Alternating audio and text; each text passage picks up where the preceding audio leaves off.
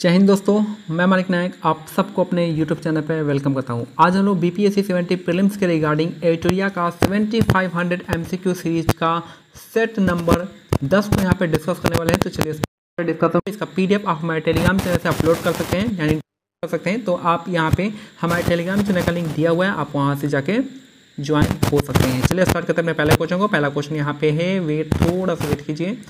हाँ, पहला क्वेश्चन यहाँ पे हमारा देखेंगे कि व्यायाम के दौरान मानव शरीर में पसीना आना निम्नलिखित में से किस एक प्रक्रिया को इंगित करता है। व्यायाम के दौरान जब मानव शरीर में पसीना आता है तो वो किसको बताता है? तो ये आपका परासरण नियम को बताता है। ऑप्शन क्या हो जाएगा? डी इसका करेक्ट आंसर हो जाएगा। परासरण का नियम इसका करेक्ट आंसर हो जाएगा ऑप्शन डी। नेक्स्ट है, शीतकोष्ठ भंडारित फल अधिक समय तक चलते हैं क्योंकि। शीतकोष्ठ भंडारित फल अधिक समय तक चलते हैं क्योंकि उसमें श्वसन की दर क्या हो जाती है? घट जाती है, कम हो जाती है। यानी अगर हम फल को ठंडे जगह पे रख देते हैं तो वहाँ पे जो है उसका जो रेस्पिरेशन रेट है वो आपका घट जाता है। नेक्स्ट है, कुछ समुद्री जंतु एवं कीट अंधेरे में अपने शरीर से प्रकाश उत्पन्न करते हैं। इस परिघटना को क्या कहते थे? इस परिघटना को हम बायोलुमिनेसेंस कहेंगे। बायोलुमिनेसेंस इसका करेक्ट आंसर हो जाएगा। यानी कुछ समुद्री जंतु एवं कीट अंधेरे में अपने शरीर से प्रकाश उत्पन्न करती है, इस परिघटना को बायोलुमिनेंस कहेंगे। और सबसे एग्जाम्पल कौन सा अच्छा हो जाएगा? नेक्स्ट है, पर्यावरण से संबंधित बताना है। बेसल कन्वेंशन जो 1989 में स्टार्ट हुआ था और वर्ष 1992 में जो है ये अस्तित्व में आया, यानी आपका लागू हो गया। तो बेसल कन्वेंशन 1989 में आया था, लेकिन जो लागू हुआ 1992 से। रॉटरडम कन्वेंशन जो है फरवरी 2004 में, और स्टॉकहोल्म कन्वेंशन मई 2004। तो तीनों का तो आपका क्या है? करेक्ट है, ऑप्शन डी हो जाएगा। नेक्स्ट है, वायु में उपस्थित निम्नलिखित में से गैस पीतल के रंग को खराब करने के लिए उत्तरदायी होती है? तो ये हो जाएगा आपका हाइड्रोजन सल्फाइड, इसका करेक्ट आंसर हो जाएगा। वायु में उपस्थित निम्नलिखित में से कौन सी गैस जो है रंग को खराब करने के लिए उत्तरदायी है? तो हाइड्रोजन सल्फाइड इसका करेक्ट आंसर हो जाएगा। नेक्स्ट है, निम्नलिखित में से कौन सा तत्व ईंधन की श्रेणी में नहीं आता है? तो आपका थोरियम आता है, यूरेनियम आएगा, प्लूटोनियम आएगा, कैडमियम आपका नहीं आता है। तो कौन सा तत्व है परमाणु ईंधन की श्रेणी में नहीं आता है? तो कैडमियम इसका करेक्ट आंसर होगा।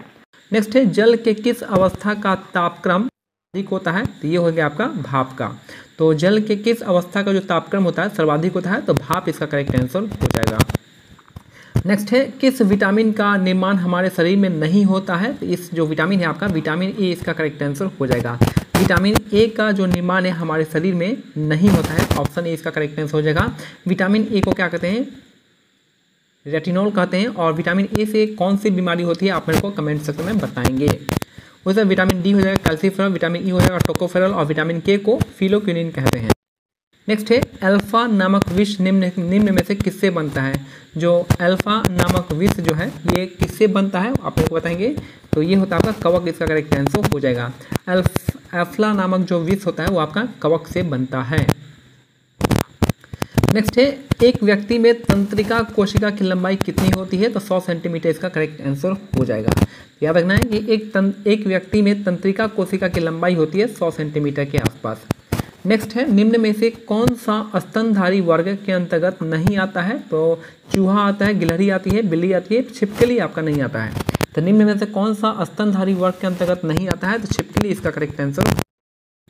नेक्स्ट है, निम्न में से कौन सी हड्डी हथेली में पाई जाती है? तो मेटाकार्पल्स इसका करेक्ट आंसर हो जाएगा। तो कौन सी हड्डी जो है हाथ की हड्डी हथेली में पाई जाती है? तो मेटाकार्पल्स ये इसका हो जाएगा। कार्बोहाइड्रेट, प्रोटीन तथा वसा का पूर्ण पाचन पे होता है? तो ये आपका छोटी आंत में होता है। कार्बोहाइड्रेट, प्रोटीन तथा वसा का पूर्ण पाचन जो है कहाँ पे होता है? कंप्लीट डाइजेशन आपका छोटी आंत यानी स्मॉल इंटेस्टाइन है। निम्नलिखित में से कौन सा विस्फोटक नहीं? एक्सप्लोसिव यहाँ पूछना है, तो एक्सप्लोसिव में से कौन सा नहीं है? तो यहाँ पे एक्सप्लोसिव जो आपका ट्राइनाइट्रोटुलिन है, जिसको TNT कहते हैं, ट्राइनाइट्रोग्लिसरीन हो जाएगा, और साइक्लोट्राइमिथिलीन आपका ट्राइनाइट्रेमीन हो जाएगा। बाकी तीनों ये है आपका विस्फोटक नहीं है। बाकी तीन जो है विस्फोटक है, आपका नाइट्रोक्लोरोफॉर्म जो है विस्फोटक। नेक्स्ट है, निम्न में से कौन सा कोशिका का निर्जीव भाग है? कोशिका का निर्जीव भाग क्या कहलाता है? तो कोशिका भित्ति कहलाता है। कोशिका का निर्जीव भाग जो हो जाएगा कोशिका भित्ति कहलाता है। राइबोसोम लिविंग होता है, जीव द्रव्य भी लिविंग होगा, माइटोकॉन्ड्रिया भी लिविंग होगा। कोशिका भित्ति आपका निर्जीव होता है। नेक्स्ट है, भारतीय गणतंत्रों ने निम्नलिखित में से कौन सा प्रतीक मौर्य राजवंश से अपनाया है? तो मौर्य का प्रतीक इनमें से कौन सा है? तो कमल नहीं है, गुलाब नहीं है, रथ का पहिया नहीं है। बाकी सारनाथ की लाट जो है, सारनाथ का लाट जो है आपका मौर्य राजवंश का प्रतीक है। निम्नलिखित शासकों में से किसने उच्चाधिकारियों को भरण पोषण के लिए भूमि अनुदान दिया था? ये कौन था? ये थे हर्षवर्धन। इसका करेक्ट आंसर हो जाएगा हर्षवर्धन हो जाएंगे। तो निम्नलिखित शासकों में से किसने उच्चाधिकारियों को भरण पोषण के लिए भूमि अनुदान दिया था? तो हर्षवर्धन इसका करेक्ट आंसर हो जाएगा।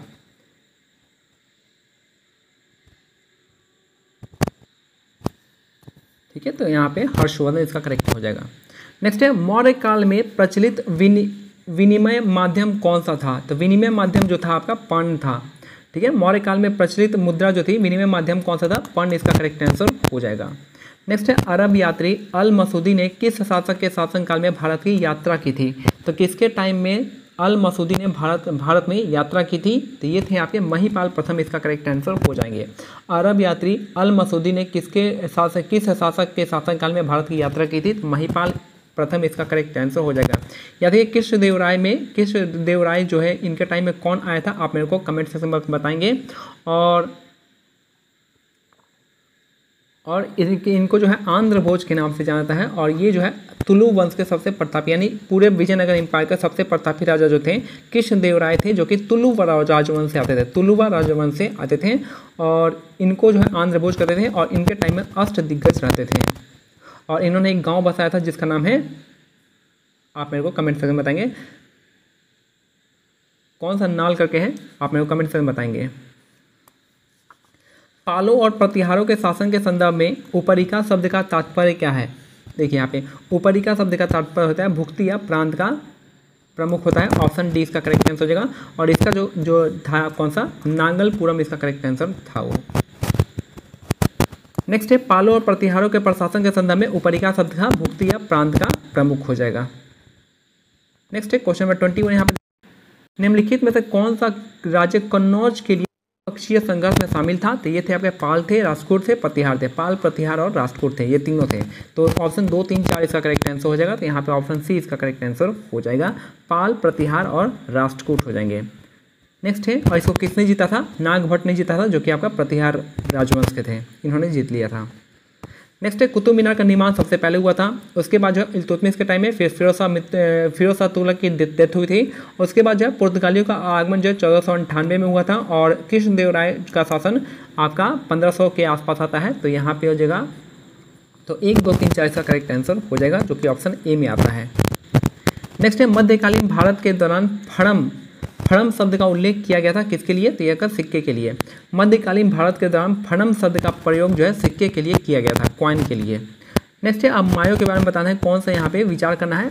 देखिए यहाँ पे लॉर्ड मायो भारत के 5वें वायसराय थे। वायसराय का सिस्टम आया था कब से? 1858 से। उसके बाद हम बात करते हैं तो इनका लॉर्ड मायो का टाइम कौन सा था? 1872 के आसपास था यहाँ पे। तो इनका कौन सा हो जाएगा? तो 1858 से 5 जोड़ते जाइए, 63, 68, 73, यानी ये तो पहला स्टेप में यहाँ पे गलत दिख रहा है। दूसरा है, इन्होंने प्रथम जनगणना मायो के शासनकाल में हुआ था, ये आपका सही है। इनकी मृत्यु 8 फरवरी 1872, सही बात है। इनका पोर्ट ब्लेयर में इनकी मृत्यु हुई थी, ऑप्शन ये भी सही है। और इनको डबलिन में दफनाया गया था। मायो जो है 1869 से 1872 के बीच में भारत के गवर्नर जनरल थे, ये भी आपका सही है। तो 2, 3, 4 इनका भी यहाँ पे 2, 3, 4 करेक्ट आंसर हो जाएगा। ऑप्शन डी इसका करेक्ट आंसर हो जाएगा। निम्नलिखित में से कौन से नेता असहयोग आंदोलन के सहमत नहीं था और आंदोलन के कारण कांग्रेस छोड़ दिया था? तो ये जो कांग्रेस छोड़े थे ये एनी बेसेंट, बिपिन चंद्रपाल और मोहम्मद अली जिन्ना, तीनों के तीनों इसका करेक्ट आंसर हो जाएगा। तो कौन सा नेता असहयोग आंदोलन से सहमत नहीं था और आंदोलन के कारण जो है कांग्रेस छोड़ दिया था? तो ये थे आपके, ये तीनों थे, एनी बेसेंट, बिपिन चंद्रपाल और मोहम्मद अली जिन्ना। नेक्स्ट है, सत्ता हस्तांतरण के समय निम्नलिखित राज्यों में से किसमें कांग्रेस दल का पूर्ण विकसित संगठन था? ये था मैसूर, इसका करेक्ट आंसर हो जाएगा। सत्ता हस्तांतरण के समय निम्नलिखित राज्यों में से कौन सा, यानी किसमें जो था कांग्रेस दल का पूर्ण विकसित संगठन था? तो मैसूर इसका करेक्ट आंसर हो जाएगा। 26 का डी हो जाएगा। 26 का सी हो जाएगा। नेक्स्ट है पेशवाशिप को कब समाप्त कर दिया था, तो 1818 में पेशवाशिप को समाप्त कर दिया गया था। तो 1818 में पेशवाशिप को समाप्त किया था, याद रखना है। नेक्स्ट है भारत में भवन वास्तु पर स्पष्ट फ्रेंच प्रभाव कहाँ पे परिलक्षित होता है, याद रखना है। भारत में भवन वास्तु पर स्पष्ट फ्रेंच प्रभाव जो मिलता है आपका पुडुचेरी में मिलता है, ऑप्शन सी इसका करेक्ट आंसर हो जाएगा। नेक्स्ट है 29 नंबर हो गया। भारत में निम्नलिखित वायसरॉय में से किसके काल में Indian penal code, civil procedure code और क्रिमिनल प्रोसीजर कोड पारित किया गया था, तो कैनिंग के टाइम में 1860-61 के आसपास ये जो है ये तीनों को पारित किया गया था। नेक्स्ट है वह कौन सा कांग्रेस अध्यक्ष था जिसने क्रिप्स मिशन और लॉर्ड वेबल दोनों से वार्ताएं की थी, याद रखिए। क्रिप्स मिशन जो आपका 1942 के आसपास था और वेबल का जो था आया था वो 1944-45 के आसपास था। और आपको पता होगा कि 1940 से 1946 के बीच में कौन हमारे प्रेसिडेंट बने थे INC के, तो क्या अबुल कलाम आज़ाद इसका करेक्ट आंसर हो जाएगा। तो यहाँ पे ऑप्शन ए इसका करेक्ट आंसर हो जाएगा। हमारे सौर मंडल से संबंधित निम्नलिखित में से कथनों पर विचार करना है, देख लेते हैं, विचार करते हैं। सप्तर्षि जो है बिग बियर तारामंडल का हिस्सा बनाते हैं। सप्तर्षि उर्सा मेजर तारा का हिस्सा बनाते हैं, ये भी सही है। और क्षुद्र ग्रह बेल्ट जो है पृथ्वी और मंगल के बीच में नहीं है, ये आपका मंगल और जुपिटर के बीच में, तो ये वाला गलत हो गया। तो 2 ये गलत हो गया, ये गलत हो गया और 2 ये भी गलत हो गया। तो 3 4 यहाँ पे बचता है। कौन सा, ऑप्शन 3 यहाँ पे गलत हो गया। ऑप्शन 3 गलत हो गया, तो ऑप्शन 3 यहाँ पे है, कहाँ पे है, तो ऑप्शन 3 यहाँ पे है, ऑप्शन 3 यहाँ पे, ये गलत हो गया। 1 2 1 2 सही। 4 नंबर देखते हैं, सबसे बड़ा क्षुद्र कौन सा होता है, सीरियस होता है, तो ये आपका सही है। तो ऑप्शन क्या है 1 2 4 इसका करेक्ट आंसर हो जाएगा। नेक्स्ट है सियाचिन हिमनद कहाँ पे है, तो नुब्रा घाटी के उत्तर में है। सियाचिन हिमनद कहाँ पे, तो नुब्रा घाटी के उत्तर में है सियाचिन ग्लेशियर। नेक्स्ट है पुरानो में किस नदी को मैकल पर्वत यानी मैकाल पर्वत की कन्या मैकल सुता कहा गया है, याद रखिए। मैकाल पर्वत की सबसे ऊंची चोटी कौन सी है, तो अमरकंटक है। मैकाल पर्वत की सबसे ऊंची चोटी कौन सी है, अमरकंटक है। अमरकंटक से 3 नदियां बहती है, अमरकंटक से 3 नदी बहती है। एक तो आपके नर्मदा हो जाएगा, दूसरा महानदी हो जाएगा, तीसरा आपका सोन नदी हो जाएगा। अब आपके यहाँ पे ऑप्शन से देखेंगे तो कौन सा आंसर बचेगा, तो नर्मदा इसका करेक्ट आंसर हो जाएगा। आपको इसका थोड़ा सा पता होगा तो आप आंसर यहाँ से निकाल लेंगे। तो देखिए पुरानों में किस नदी को मैकल पर्वत की कन्या मैकल सुता कहा गया है, तो नर्मदा नदी को कहा गया है। नेक्स्ट है भूमध्य रेखा निम्नलिखित में से किन देशों से होकर गुजरती है, तो मालदीव, गेबोन और ब्राज़ील। देखिए ये चीज़ों को आपको याद रखना पड़ेगा। भूमध्य रेखा हो गया, इक्वेटर हो गया, चाहे आपका इक्वेटर हो गया, ट्रॉपिक ऑफ कैंसर हो गया, ट्रॉपिक ऑफ कैप्रिकॉर्न हो गया, इन सारी लाइंस को आपको याद रखना पड़ेगा कहाँ से कहाँ गुजर रही है, ठीक है। तो यहाँ पे ऑप्शन ए इसका करेक्ट है। भारत के संविधान जो है 355 के तहत क्या बताता है कि जो सेंटर है आपको स्टेट को एक्सटर्नल एग्रेशन से बचाता है, तो यही आपका हो जाएगा। बाहरी आक्रमण और आंतरिक अशांति से राज्यों की रक्षा करना होता है, आपका आर्टिकल 355 इसका करेक्ट आंसर हो जाएगा। नेक्स्ट है राज्यसभा के सभापति के रूप में उपराष्ट्रपति क्या नहीं करता है, जाहिर सी बात है उपराष्ट्रपति का संबंध राज्यसभा से होगा, तो राज्यसभा का सभापति रहेगा, राज्यसभा का सत्रावसान करेगा, राज्यसभा के सदस्यों के विशेषाधिकारों का संरक्षण करेगा। लेकिन लोकसभा के यहाँ पे इसका कोई जिक्र नहीं होगा, तो यही इसका ऑप्शन सी यहाँ पे करेक्ट आंसर हो जाएगा। नेक्स्ट है किसी संवैधानिक सरकार के 2 आधारभूत मूल्य क्या होते हैं, तो 2 आधारभूत मूल्य जो होता है आपका स्थिरता यानी स्टेबिलिटी और स्वतंत्रता होती है। तो किसी संवैधानिक सरकार के 2 आधारभूत मूल्य क्या होते हैं, तो स्थिरता और स्वतंत्रता होता है, ऑप्शन ए। निम्नलिखित में से किस गुण से यह निर्धारित होता है कि भारत का संविधान परिसंघीय है, तो भारत का संविधान परिसंघीय इसका मतलब है केंद्र और राज्यों के बीच में शक्तियों का बंटवारा है, ऑप्शन डी इसका करेक्ट आंसर हो जाएगा, तभी हम कह सकते हैं उसको परिसंघीय। नेक्स्ट है राष्ट्रपति किसकी अनुशंसा पर लोकसभा भंग कर सकता है, तो याद रखिए प्रधानमंत्री मत मार दीजिएगा, आपका काउंसिल ऑफ मिनिस्टर इसका करेक्ट आंसर हो जाएगा। तो राष्ट्रपति जो है काउंसिल ऑफ मिनिस्टर यानी आपका केंद्रीय मंत्रिमंडल की अनुशंसा पर लोकसभा भंग कर सकता है, ऑप्शन सी इसका करेक्ट आंसर हो जाएगा। नेक्स्ट है लोकसभा के सचिवालय का नियंत्रण प्रत्यक्ष रहता है किसके, तो इसका जो लोकसभा के सचिवालय का नियंत्रण प्रत्यक्ष रहता है लोकसभा अध्यक्ष पे से, तो ऑप्शन क्या हो जाएगा, ऑप्शन सी इसका करेक्ट आंसर हो जाएगा। नेक्स्ट है निसार मिशन किसका है, तो नासा और इसरो का हो जाएगा, तो यहाँ पे आपका इसरो और यहाँ किसका है, नासा इसका करेक्ट आंसर हो जाएगा निसार। द गोल्डन ईयर पुस्तक किसका है, तो गोल्डन ईयर पुस्तक रस्किन बॉन्ड का हो जाएगा, तो गोल्डन ईयर पुस्तक जो है आपका रस्किन बॉन्ड का लिखा हुआ है। नेक्स्ट है उस्ताद आमिर खान किस घराने से संबंधित है, तो आपका इंदौर घराना हो जाएगा। आमिर खान का जो है उस्ताद आमिर खान इंदौर घराने से संबंधित रखते हैं। व्यवस्था विश्लेषण सिद्धांत को किसने प्रतिपादित किया था, तो याद रखना है आपका जो व्यवस्था है व्यवस्था विश्लेषण सिद्धांत को किसने प्रतिपादित किया था? तो डेविड ईस्टन ने किया था। व्यवस्था विश्लेषण सिद्धांत डेविड ईस्टन इसका करेक्ट आंसर हो जाएगा। टापू लोक नृत्य का संबंध किस राज्य से है? तो अरुणाचल प्रदेश इसका करेक्ट आंसर हो जाएगा। टापू लोक नृत्य जो है, टापू लोक नृत्य ये आपका अरुणाचल प्रदेश से संबंधित है। नेक्स्ट है फाल्गु नदी पर बने देश के सबसे लंबे रबर डैम जिसको गया जी की कुल लंबाई कितनी है? तो आपका 441 मीटर है। यानी जो है फाल्गु नदी पे कौन सा डैम बना है? रबर डैम बना है। कहाँ पे है? गया जी में है। और ये जो है कौन सी नदी पे है? फाल्गु नदी पे है। और इसकी लंबाई जो है 441 मीटर है, याद रखना है।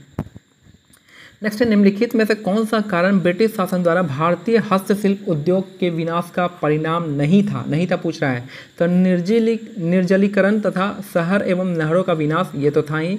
बेरोजगारी की संख्या में वृद्धि हुई ये भी था। और कृषि पर दबाव बढ़ा ये भी था। तो आत्मनिर्भर ग्रामीण अर्थव्यवस्था ये नहीं था। तो ऑप्शन डी इसका करेक्ट आंसर हो जाएगा।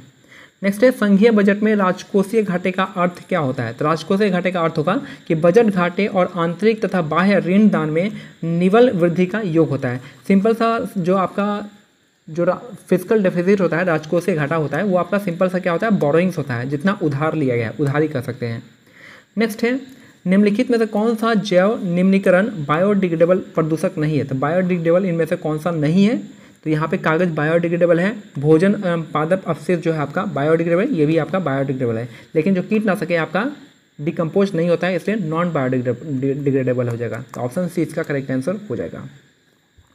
लास्ट क्वेश्चन है कि पारिस्थितिकी तंत्र में ऊर्जा का प्रवाह निम्न में से उच्च पोषण स्तर पर जाने से कम होता है, इसे निम्नलिखित द्वारा किसे समझ सकते हैं? तो याद कर लीजिएगा, इसको थर्मोडायनेमिक्स के दूसरे नियम से समझ सकते हैं।